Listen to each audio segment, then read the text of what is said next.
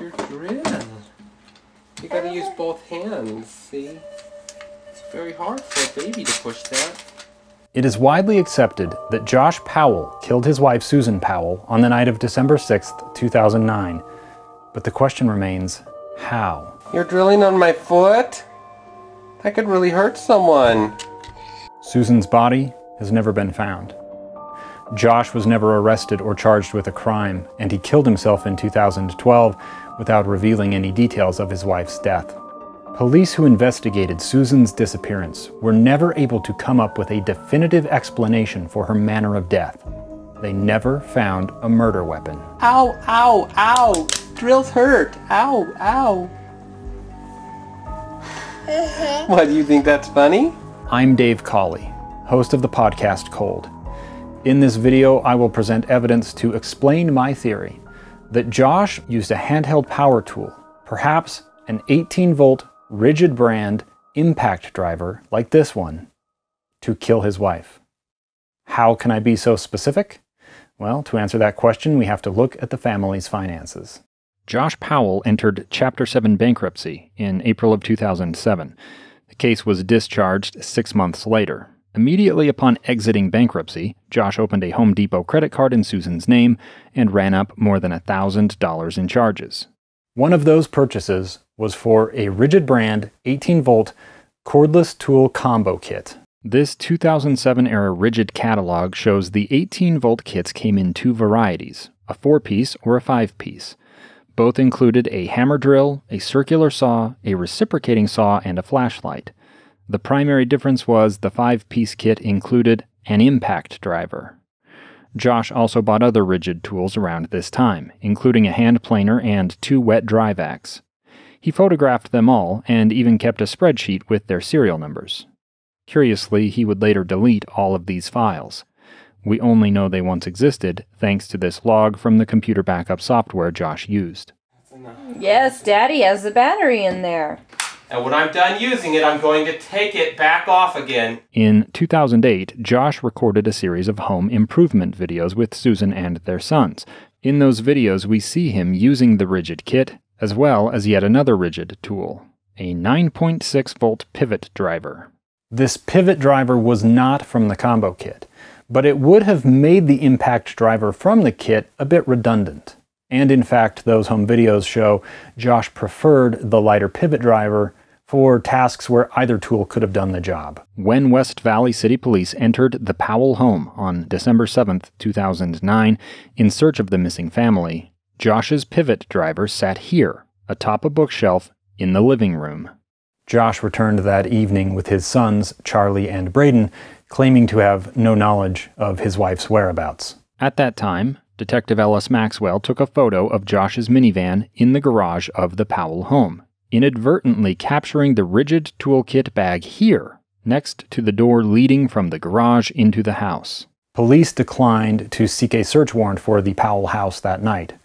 After they departed, Josh took several panels of fireproof sheetrock and set them on the concrete floor of the garage. Then he placed a metal object on top of the sheetrock and used the oxyacetylene torch he had bought just 2 weeks prior to destroy it. The following day, December 8th, 2009, Josh again met with Detective Maxwell for a second interview.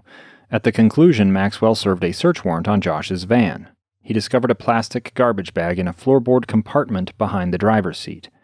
In it were the heavily burned pieces of fireproof sheetrock, several chunks of melted metal, 3 short strips of copper wire, 3 screws, and a single broken Phillips head bit. At the same time, other detectives were searching the house. They located the site of the burn in the garage.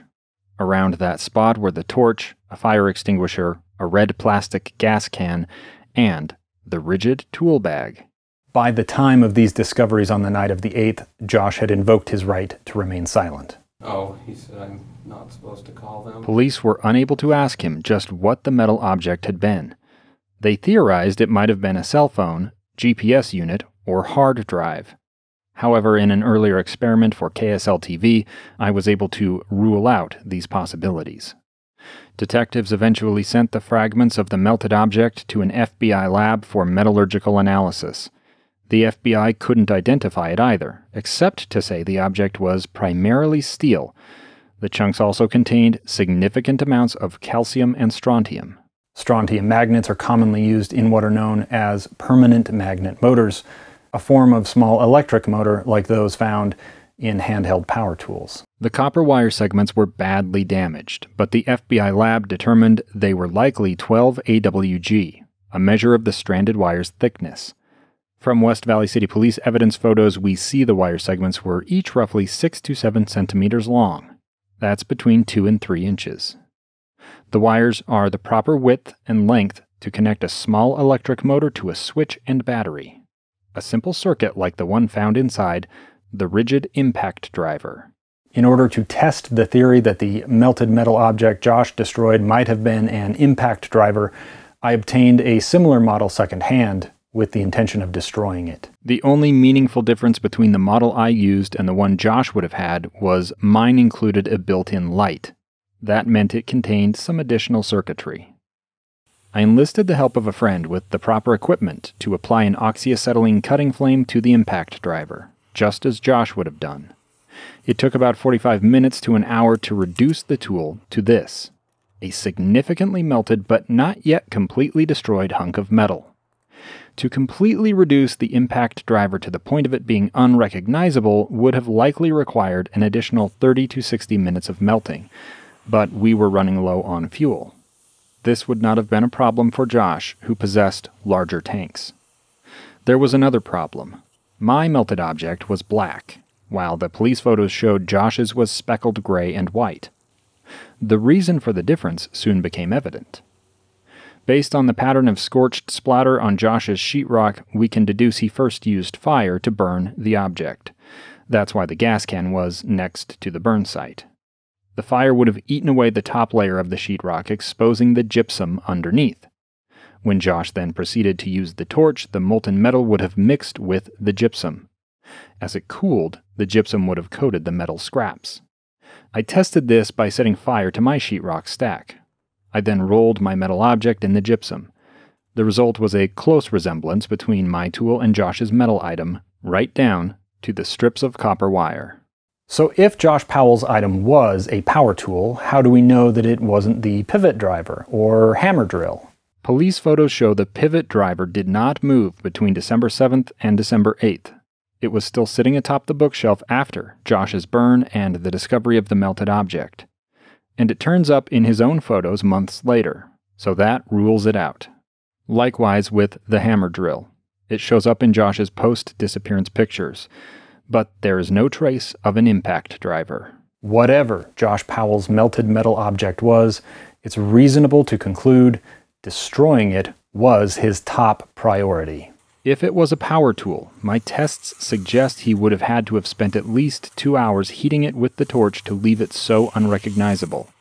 That's a significant amount of time and effort to spend on a task so soon after his wife's disappearance and with the police on his tail. He also concealed the pieces in his minivan, likely planning to dispose of them at a dumpster away from the house where police would not think to look. This is supported by my review of GPS data from a tracker police later hid on Josh's minivan, which showed he made multiple visits to dumpsters at locations away from his home in the 2 weeks following his wife's disappearance. If the item was indeed an impact driver, what role could it possibly have played aside from being the murder weapon? It was a tool Josh Powell would not miss from his collection. It was an item with enough heft that it could deal a fatal crushing blow to the head or face of a defenseless victim. And as a weapon, it would be untraceable and easily overlooked by investigators.